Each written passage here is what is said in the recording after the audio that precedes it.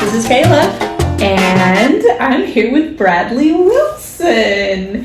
He is my best buddy, and he is also the inspiration for the short story that just got published for a second time, this time with Southern Quill. And if you haven't... Congratulations, by the way. Thanks, buddy. His story from college is what inspired that story. I had to change a lot of things, and Bradley edited it for me.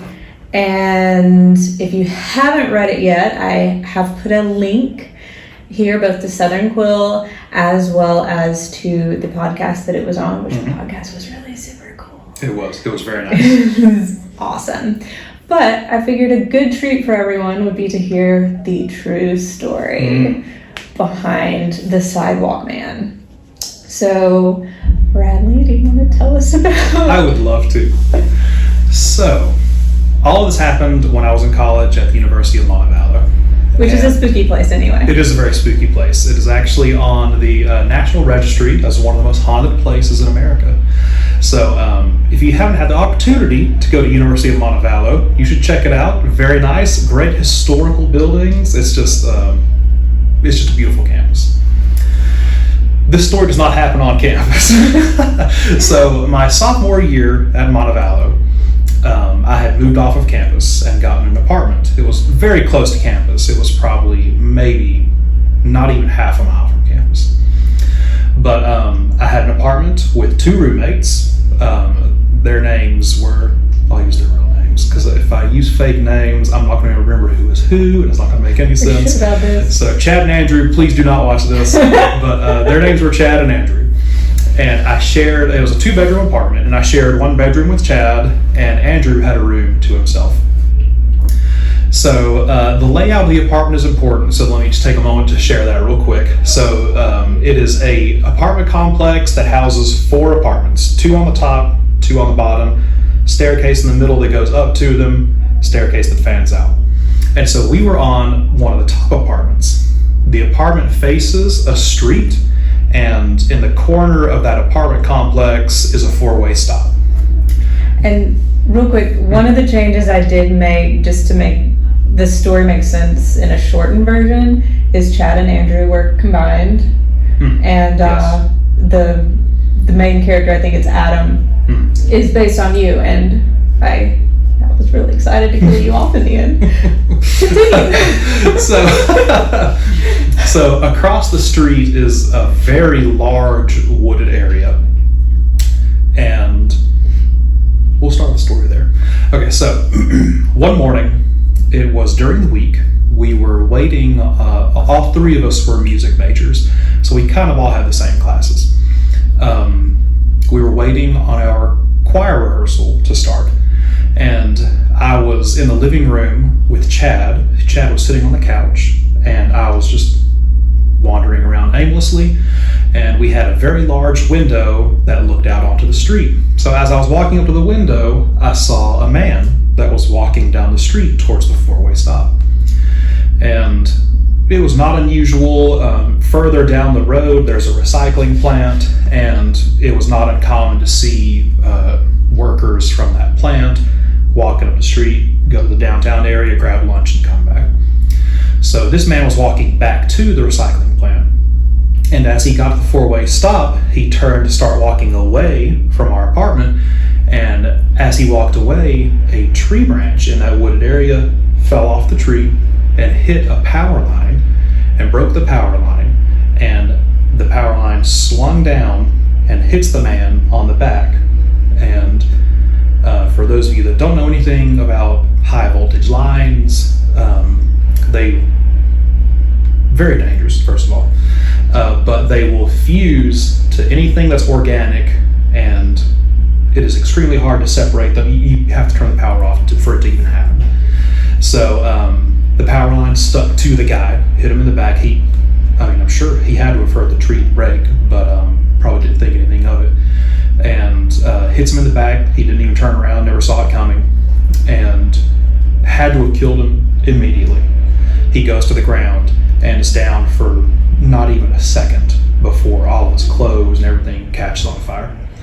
And so that whole moment was just, first of all, seared into my memory. And you and Chad like witnessed all of this. Yes, saw every moment, yes. And it's like, I don't even remember if it was me or if it was Chad that called 911. I really don't remember. But one of us called 911 and told them what had happened. And I definitely knew that you could not walk something like 50 feet of a down power line because it's so high voltage that the ground itself becomes electric, like it'll electrocute you if you just step on the ground. So we knew not to go out there. We called the paramedic.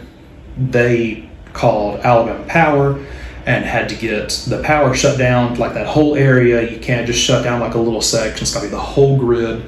So, and that apparently is not a flip of a switch because the paramedics got there and they had to wait. And it might have been like half an hour before anybody was even able to do anything for this guy. I don't think there was any sort of, it's going to sound terrible, but I don't think there was a sense of urgency because it was very obvious he was dead. By the time they got the power turned off and the paramedics were able to do anything, his body, like it literally looked like a black log. Like it was just completely charred. You couldn't even tell what it was hardly. But obviously a traumatic experience. Like I said, probably couldn't tell you much about that day. I do remember that we went to class. You went to choir practice? Yeah. I think we were just so eager to be out of there, because you could probably imagine, like you could smell it, like it was terrible.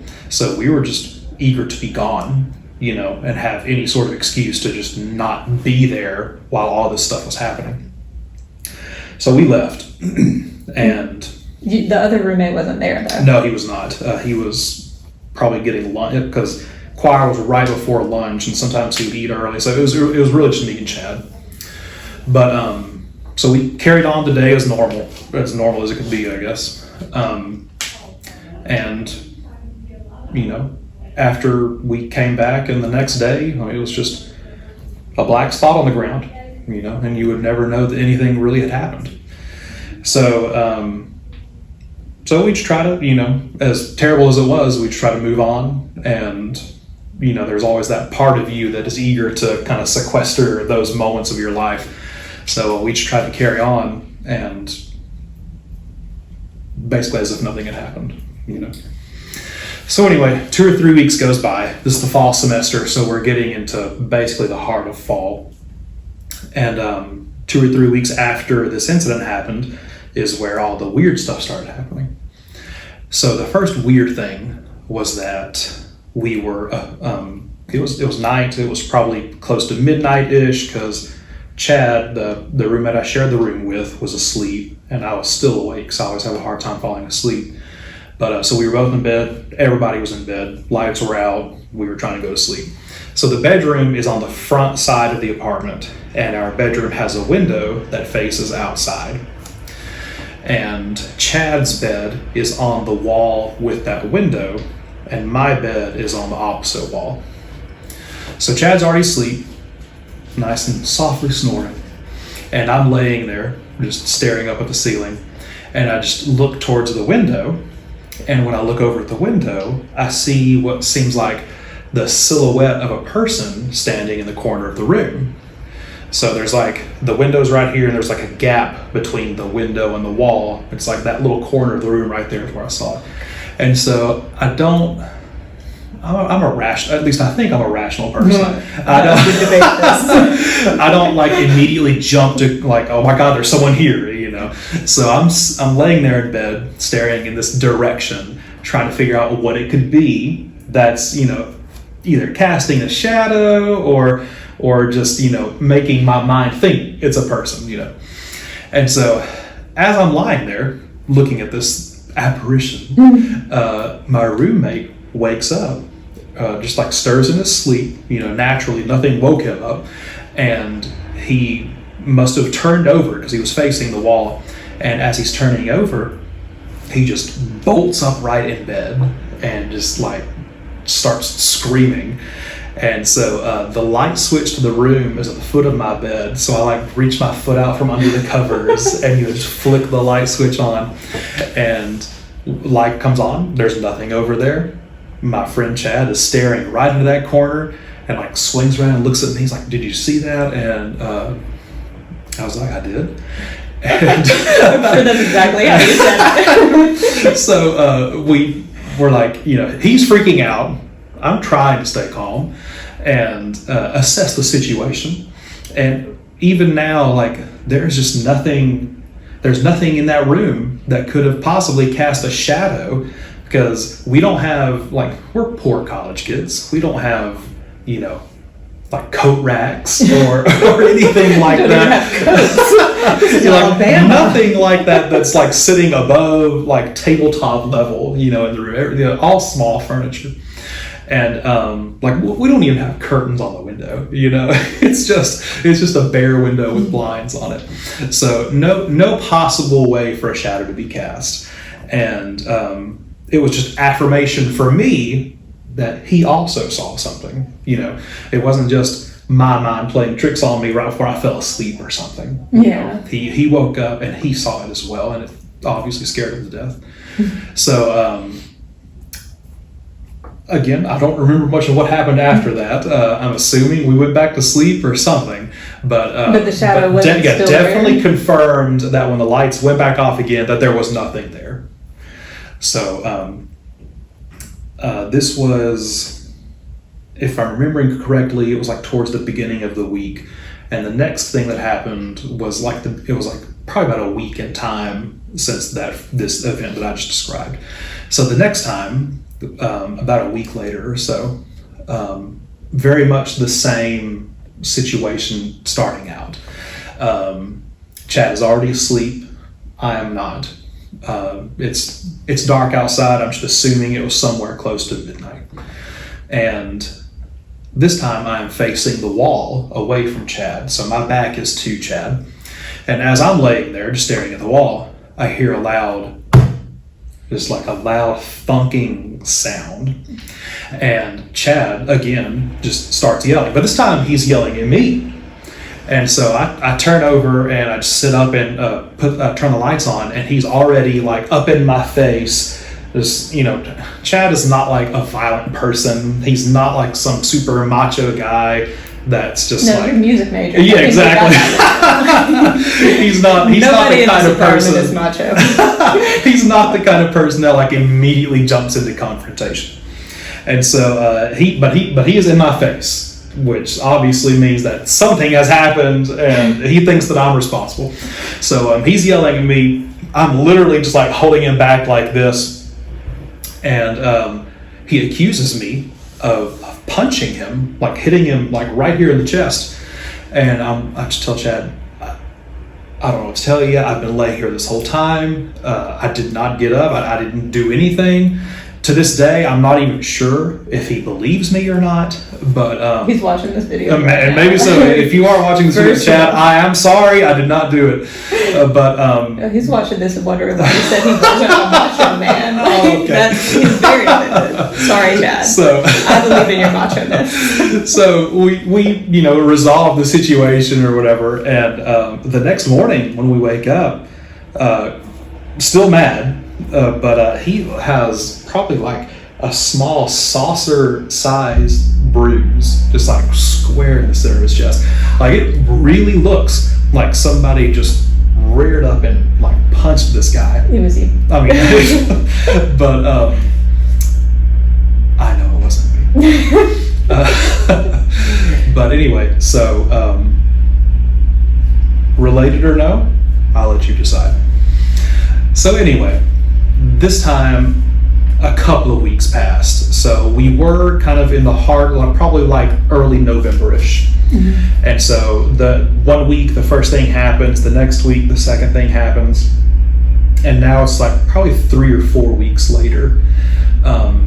So I remember this because it was getting very close to the school being dismissed for winter break. So like dead week? Probably, something like that.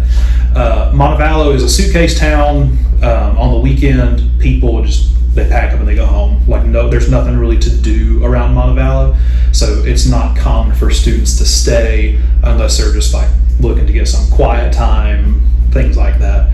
So I had stayed because I worked at the Cracker Barrel very close by, and so I had stayed that weekend. So I was at the apartment by myself. Chad and Andrew had both gone home, and this was dinner time. I was in the kitchen cooking something.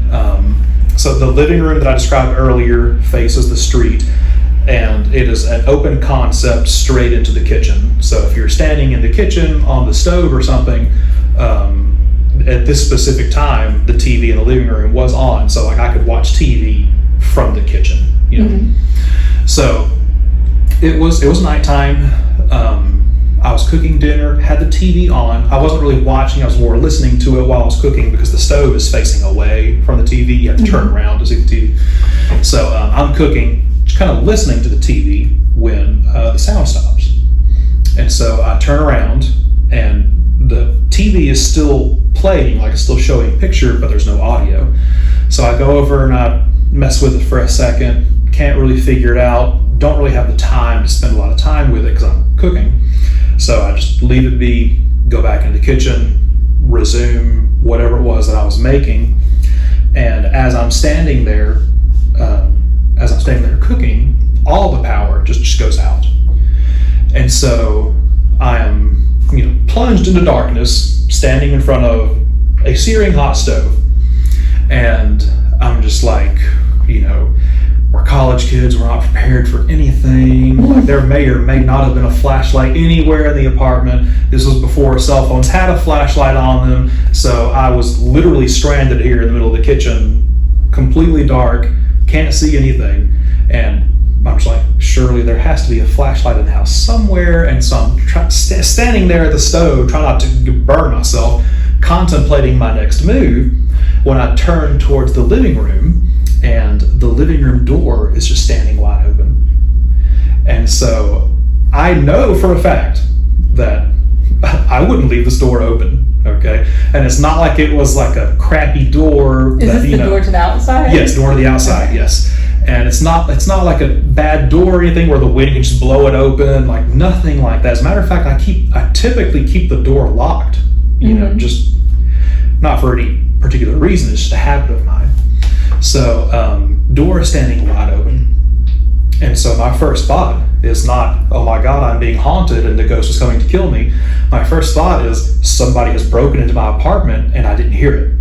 Yeah. And so I'm frozen in fear, standing in the kitchen, staring into the living room with this open door, thinking that there could be anybody standing anywhere in this dark area and I would not know it. And so as I'm standing there trying to contemplate, do I run? What do I do? A very, very soft bluish light just kind of starts to illuminate. So it's not like an orb of light is coming in the door. It's like someone has an adjustable lantern and they're turning it on outside so that the light kind of grows in intensity from the door, So my vivid memory is that it is blue. It's not like a car's headlight, like a yellowish kind of warm light. It is a very vivid bluish color, and it is growing in intensity. It's not like stupidly bright or anything. When I tell the story to other people, I liken it to one of those bug zapper things that you hang on your porch. So it's like that kind of light, maybe that kind of intensity, maybe a little less, because like I said, it wasn't like very bright. But it very noticeably grows. And so as it's growing, it's enough to just kind of, barely illuminate the furniture in the living room, So at this point, I can kind of see around, verify that nobody's in there. So I start to walk towards the door to figure out maybe, which I don't know what rational mind would be thinking any of this. I don't know that I was being very rational in this moment, but that maybe somebody knew the power had gone off and they were coming to say, hey, you need any help or anything like that. So I walk towards the door, and as I'm walking towards the door, the light which the source of I cannot see, very noticeably starts to go away from me. Not dim in intensity, but like moving away, if that makes sense. Yeah. And so as I'm walking towards the door, it starts to move away. I get to the door and I look outside, and the light has just like melded into like the natural moonlight. So like once I reach the door, there is no visible source and the light itself is gone. Yeah. And so, you know, I'm obviously at a loss for words. I don't know what is going on. I'm standing at the door looking at an empty parking lot. Like there is not a single car other than my own at this apartment complex. And the only light source at all, because the power is out, so there's no street lights or anything. The only power source, or light source, is the moon. And obviously there is a distinct difference between moonlight and this type of light that I saw. Like I'm not an idiot. I know the difference between the two. So as I'm standing there in the door looking out, the power does come back on. And I just, like I said, I don't remember what I did after that. I just remember that event happening. Like I don't think I left. I didn't go home or anything like that.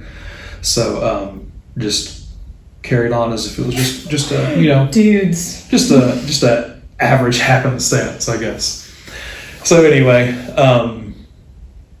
but another lapse of time happens. It was not as long as between the second and third event, so maybe like a week or two. It did happen. Okay, now that I'm telling, I remember now. So it was at the beginning of winter break. So Chad and Andrew had already left to go home, and they were staying for the break.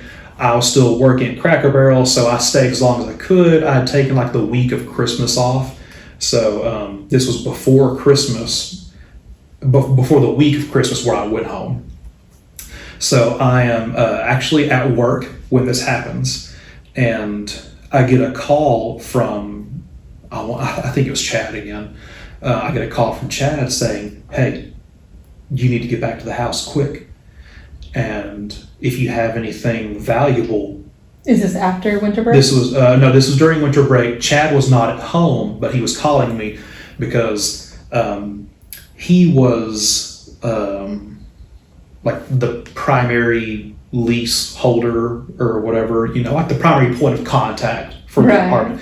And he was calling me because he had gotten a call from the landlord that the complex was on fire. And so it was not our apartment that was on fire, like our specific apartment, but the fire had started and the fire department had been notified. And so Chad was like, you know, if you've got something like super valuable in the apartment, maybe you can get in and get it out quick, which I did. I mean, I'm a college kid. I don't have anything valuable. So, but I do leave. Like I go to the apartment, and by the time I get there, which, you know, like my Cracker Barrel is maybe a 5-minute drive from the apartment. And so I get there, and by the time I get there, the whole thing is just gone up. And the fire department is just, you know, because like whenever a structure fire like that happens, sometimes it's not worth saving if you know, the damage will obviously be so severe that it's going to be ruined anyway. Mm-hmm. So it's just easier to contain the fire, let the building just burn.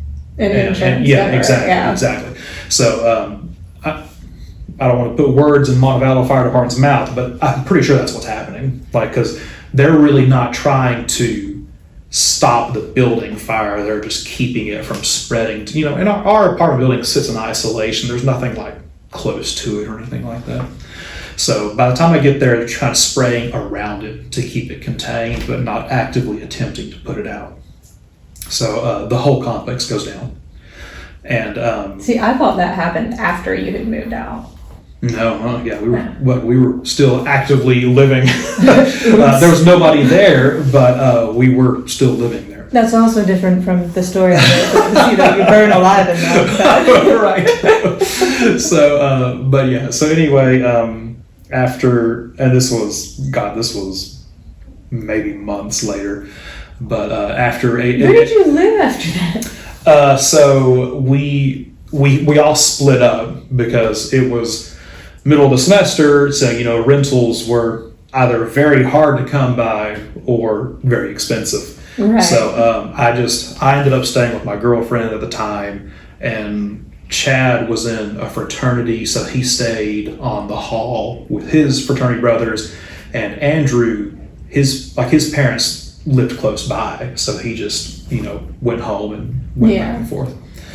So so like months after the fact, they confirmed it was an electrical fire, and if you want to make some sort of connection there, there you have it. But yeah, all in all, a very eventful semester at the University of Montevallo. Okay. Anything else you want to tell us about it? Not about that specific story, no. No. Okay. So yeah, very similar. And the author tip for the week: when you have friends who have spooky stories like this, steal them and write them down, because they end in publication. I do what I can for the people, Yes. So you guys were able to split up and move on. And do y'all still talk? Like, do y'all ever? I have not spoken to Chad in at least 10 years. Probably because he punched him in the chest. Maybe so. But I do talk to Andrew occasionally, probably once every 2 or 3 months, maybe. Definitely more frequently than I talk to Chad, but yes. Andrew really was not there for almost any of it. Yeah. I think I do think he was there for the first experience, I guess, but it did not like he stayed asleep the whole time. He just was there. But I don't think he was there for the second time. Nobody was there for the third time. So did he ever act like it was haunting him? Not that I know of. He definitely of the three of us, he was definitely more of the believer of paranormal events and stuff like that. So he definitely had his conspiracies, but I don't think that anyone actively thought that we were being haunted. You know what I mean? I think it was just all very coincidental. Yeah. You know what I mean? Well, what do you think now? Now, I do think it is very strange that all of those things happened, in relatively quick succession. We need to go on a ghost hunt. Maybe so. I do have several other stories that happened in that general area, and my time in Montevallo overall. But enough to make you question at the very least. Yeah. Okay.